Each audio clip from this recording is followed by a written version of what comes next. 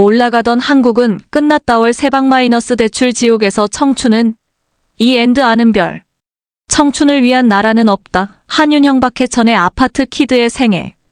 한윤형 90년대를 정리하자면 이렇게 아파트와 대학생이 급격히 늘어나다가 IMF 사태를 맞게 되었다는 거죠.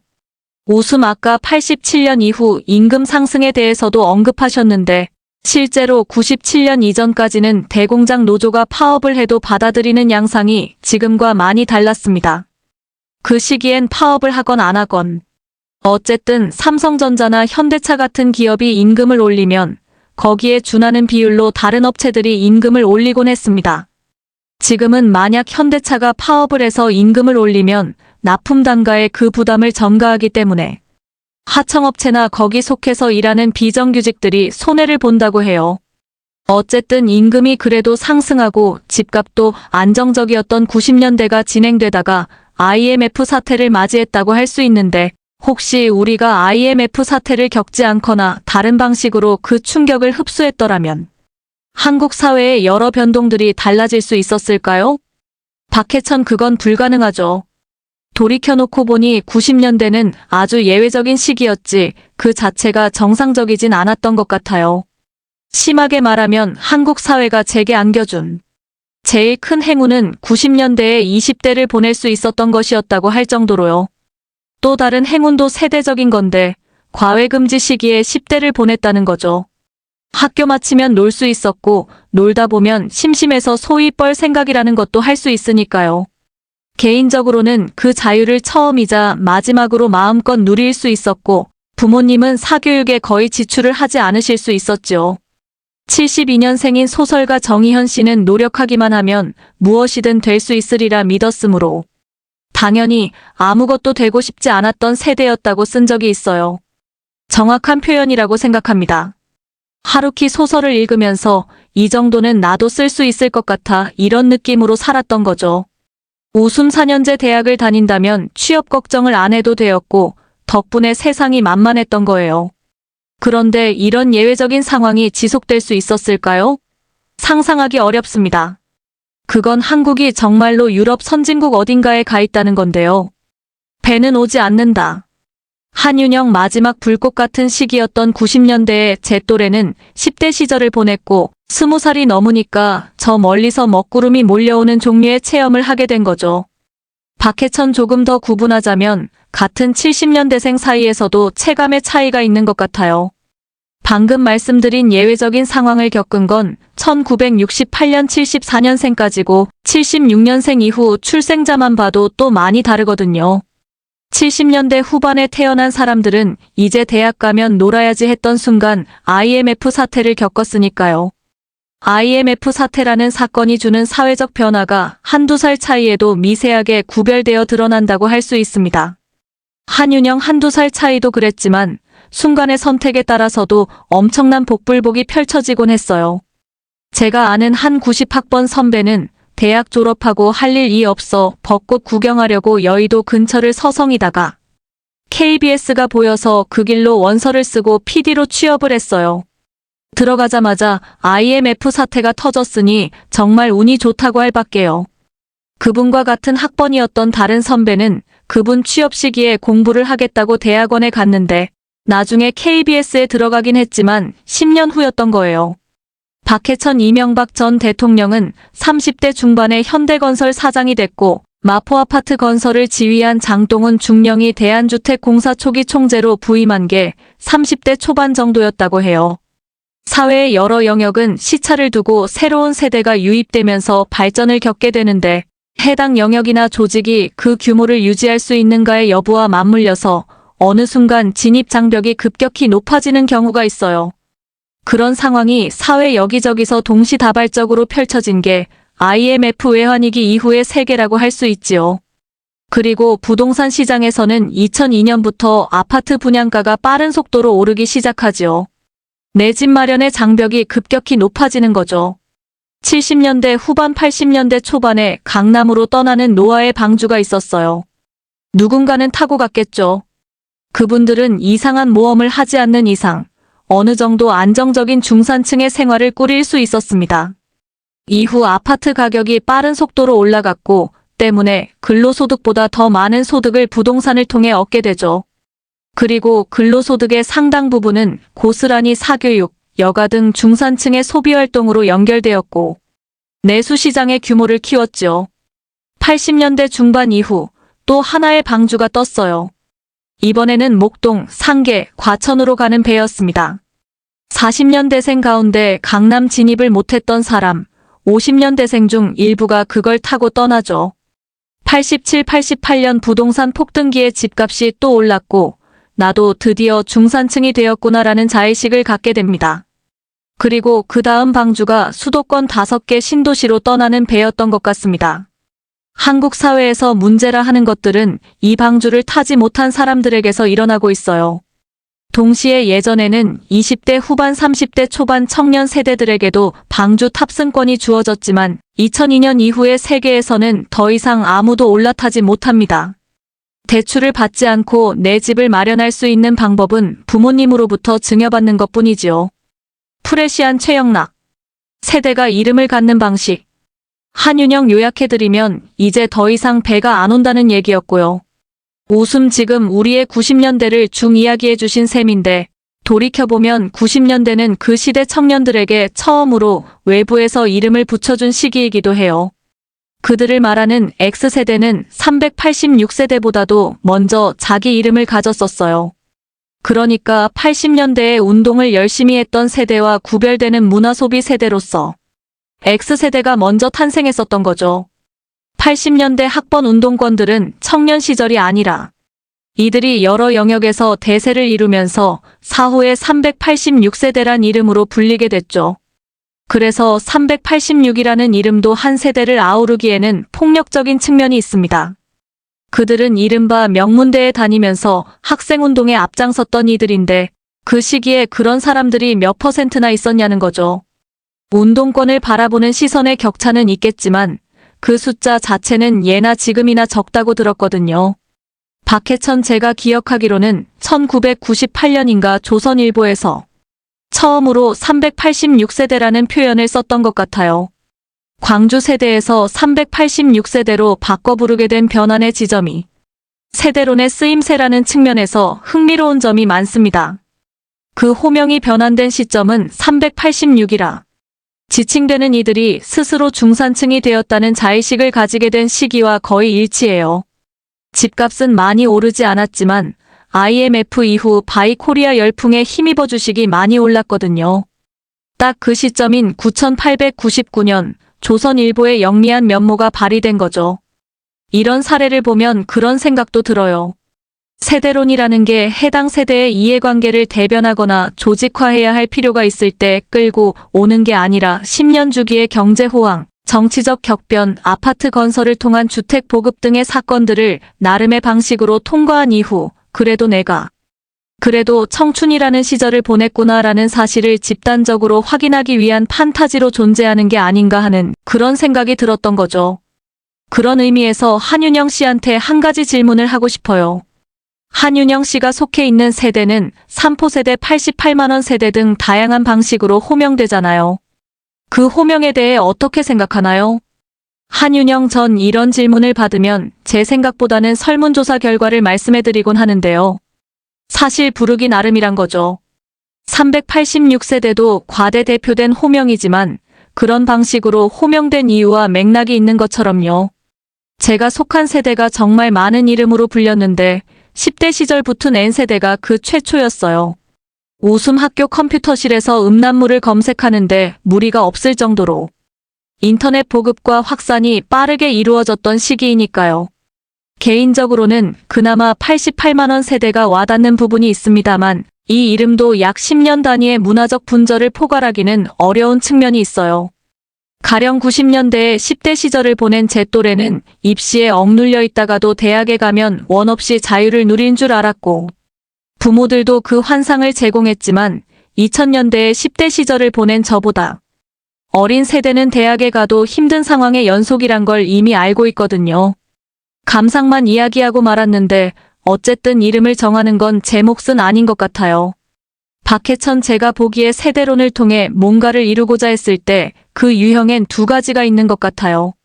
하나는 내가 놓인 세대가 이전 세대와는 다른 문화적 경험, 상징 자본을 가지고 있다든지 차별화되는 지점이 존재하는데 사회의 기존 가치관으론 설명될 수 없는 부분이 있기 때문에 담론의 장에서 자신이 대변인으로 직접 나서면서 자신이 속한 세대를 호명하는 방식이에요. 기성세대들과 주도권 다툼을 벌이는 방식으로서의 세대론이라고 할까요? 예를 들어 4.19 세대가 그랬어요. 그 전에 일본어 세대와는 다른 교육을 받았다는 거죠. 광주 세대도 이후에 386세대란 다른 이름으로 호명당하기는 했지만 어떻게 불리든 그 무리 자체는 조직화된 형태를 가지고 있었고 그 힘은 지금까지도 여의도 현실 정치 속에서 인맥이나 정책 등 여러 갈래로 실제 작동하고 있죠. 반면 호명당하는 세대가 있어요. 이를테면 X세대가 전형적이지요. 90년대 초반부터 학생운동권은 힘을 잃어가고 있었어요. 거기에 이제 막 신입생으로 입학한 중산층 출신의 제2 베이비부머들은 10대 시절부터 대중문화의 단맛을 본 상태였죠. 90년대 대학가는 80년대식 민중문화와 90년대식의 대중문화가 기이하게 동거하면서 때에 따라 충돌할 수밖에 없는 상황이었어요. 그런데 딱 이 시점에서 모 광고 기획사가 X세대란 말을 끄집어냅니다. 이들은 기존의 젊은 세대하고는 확실히 다르며 이런저런 사회적 조건들이 맞물려 새로운 소비의 주체로 부상할 것이다라는 예측과 함께요. 그 호명과 함께 9293년에 걸쳐 압구정동과 홍대 앞이 젊은이들의 메카로 부상하고 여기서 젊은이들이 즐기는 문화가 언론에 노출되면서 대중들에게 알려지게 되죠. 결국 그들 스스로는 자기들을 조직화하거나 세대로 묶어 집단화할 필요성을 느끼지 않았는데 외부에서 마케팅 등 경제적인 목적을 가지고 그 세대를 주목의 대상으로 불러낸 거죠. 그들이 관찰한 바에 따르면 이 젊은이들은 모조리 개인주의자인데 너는 X세대의 일원이라 불리는 걸 좋아하겠어요? 사실 그 호명 안에 이미 모순이 들어있는 셈이죠. 물론 X세대라 불리는 집단이 분명히 존재하기는 했을 겁니다. 윗세대 중 일부는 그걸 부러워하기도 했어요. 나이로는 386세대에 속하지만 386의 주류였던 운동권. 청춘 모델에는 동의할 수 없었던 오히려 미국 대중문화에 친숙했던 사람들이죠. 일례로 어떤 60년대생 소설가들은 자기 세대가 아닌 신세대를 주인공, 독자로 한 소설을 쓰곤 했어요. 소설가는 60년대 초반생인데 소설 주인공은 70년대 초반생인 시기지요. 웃음. 이야기가 길어졌는데 제가 88만 원 세대에 갖는 혐의도 비슷합니다.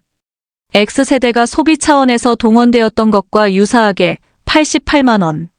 세대도 정치적으로 동원되기 위해 쓰인 게 아닌가 하는 생각이 들었던 것이지요. 물론 이 개념 자체를 만들어낸 우석훈 선생이나 박권일 선생의 의도는 그런 게 아니었지요. 2000년대 이후의 세계가 이전과는 다른 방식으로 작동하고 있다는 것을 알아채고 그 작동의 방식을 세대론이라는 형식으로 포착해내려고 했던 걸 텐데요. 그런데 이후 이 세대론의 쓰임새가 이와는 다른 방향으로 흐르기 시작했어요. 특히 선거 국면에서 더욱 더 그랬지요. 이런 흐름을 보면 이 세대가 자기 스스로를 호명하지 못했다는 것, 호명할 수 있는 힘이나 집단적 의지가 없었다는 걸 알 수 있습니다. 오늘날의 20대 혹은 청년 세대 담론이 흥미로운 것은 청년들을 규정해보려는 윗세대들의 필사적인 노력에 대한 20대들의 철저한 무관심 혹은 소외 현상에 있다. 20대는 본인들을 어떻게 규정해야 하는지를 알지 못하며 관심도 없다. 한편 윗세대들 역시 청년 세대를 규정하는데 20대의 견해를 참고하지 않는다. 정확히 말하면 누구의 견해를 참고해야 하는지를 정하지 못한다. 169쪽. 촛불 시위가 무력해진 이후 나를 포함한 몇 명의 20대를 한 세트로 묶어서 담론 시장에 소개하는 문법이 나타났다. 그것은 나로서도 황당한 경험이었다. 10년 동안 인터넷에 비슷한 글을 쓰고 있었는데 갑자기 우연한 계기로 전혀 다른 글을 쓰던 사람들과 한묶음이 되어 담론 시장에 진열된 것이다. 어째서 20대를 배척하는 10대들의 세대론과 20대 농객을 갈구하는 세대론이 공존하게 되었는가? 그보다는 어째서 그런 식의 세대론에 삐걱거림이 있었는데도 아무도 이상하다고 생각하지 못했을까? 그것은 이 세대론의 본질이 어떤 논리적인 범주가 아니라 386 이후를 기약한다는 심정적 갈망에 있기 때문이다. 19만 7198쪽. 프레시안 최영락. 청춘 멸종의 시대. 한윤영 지금 하신 지적에 대체로 동의하고 청춘을 위한 나라는 없다에서도 비슷한 얘기를 약간 돌려 말한 대목이 있습니다. 이야기를 하면서 생각해보니 제 책 제목은 두 가지 의미를 가지게 되는 것 같아요. 하나는 당연히 문자 그대로의 의미, 청년 세대를 위한 나라는 없다는 것이지요. 그런데 좀 더 들어가 보면 이제 더 이상 기성세대들이 바라는 청춘의 모델 마이너스 진취적이고 겁이 없으며 세상에 맞서 싸울 자세가 되어 있는 마이너스 자체가 존재할 수 없다는 의미도 됩니다. 말하자면 청춘 예찬할 수 있는 종류의 청춘이 없다는 겁니다. 가령 명문대 학생들이 공무원을 꿈꾼다고 하면 보수 언론에서는 개탄의 어조로 꿈 없음을 비판하죠. 그들의 시선으로 보면 명문대생들은 진취적으로 행동하고 누군가를 먹어 살릴 원대한 포부를 갖고 있어야 해요. 그런데 경쟁에 지친 이들이 경쟁이 덜한 직종을 선호하게 되면서 룰 자체가 바뀌어가는 상황인 거죠. 이런 과정을 보면 청춘 담론에 나오는 청춘은 더 이상 없지 않은가 하는 생각이 듭니다. 호명할 힘이 없다라는 차원과는 좀 다르죠. 박해천 저는 평소에 글감을 찾기 위해 소설을 즐겨 읽는데요. 한국 현대소설을 보면 젊은 세대를 주 독자층으로 삼는 일군의 저자들이 청춘이나 성장이라는 테마를 본격적으로 이야기하기 시작한 게 4.19 세대라고 볼 수 있어요. 김승옥으로 대변되는 40년대생들의 성장 소설과 청춘 담론이 있었죠. 50, 60년대생들도 각각의 청춘 소설이 있었고요. 그런데 70년대생 소설가들에겐 그게 없어요. 왜냐하면 무라카미 하루키를 읽으면 됐으니까요. 달리 말하면 그때 이미 한국의 젊은 독자들은 한국에서 청춘이 성장하는 과정에 대한 글을 읽을 필요를 느끼지 못하기 시작했던 것이지요. 거기서 살아남은 게 김영하 68년생 씨와 정희현 씨 정도입니다. 이들이 최근에서야 성장 소설을 쓰고 있는데 이것 자체와 이전과는 다르죠. 이전 세대가 자기의 청춘을 실시간으로 썼다면 이들은 아랫세대인 80년대생들의 이야기를 대신 써주고 있거든요. 이건 하루키가 취한 전략이기도 해요. 그는 자기보다 10살 혹은 그 이상 어린 젊은이들의 성장 소설을 썼으니까요. 이렇게 놓고 보면 청춘이란 개념 자체가 역사적으로 구성되는 개념이라는 생각이 들어요. 낭만주의적 색채, 자유연애에 대한 판타지, 가족으로부터의 탈출이란 해방감, 자아의 발견 같은 그 속성들도 마찬가지지요. 그리고 이런 속성들은 지금은 청춘이 아니라 중두병이라 불리죠. 얘가 뭔가 진지하게 고민하고 있구나가 아니라 얘 중두병 걸렸구나가 되는 거죠. 웃음. 다시 말해 한국 사회에서 더 이상 청춘이란 호명 자체에 설 자리가 없다는 뜻입니다. 예전 같으면 직장인이 되어서야 경험하기 시작했던 삶의 하중이 계속 밑으로 내려오면서 이제는 중학교나 초등학교 고학년을 다니면서부터 그 하중을 견뎌야 하는 상황이 되었으니까요. 이런 상황 속에서 청춘이라는 표현은 시대착 오적인 언어 유희, 실제하지는 않으나 마음속에만 남은 로망, 언젠가 가닿을 수 있을 거야라는 환상 속의 신기루가 되어버린 겁니다. 실제로 청춘을 누리지 못함으로써 이미 청춘을 누린 이들에 대한 상대적 박탈감은 더욱 커져가고요.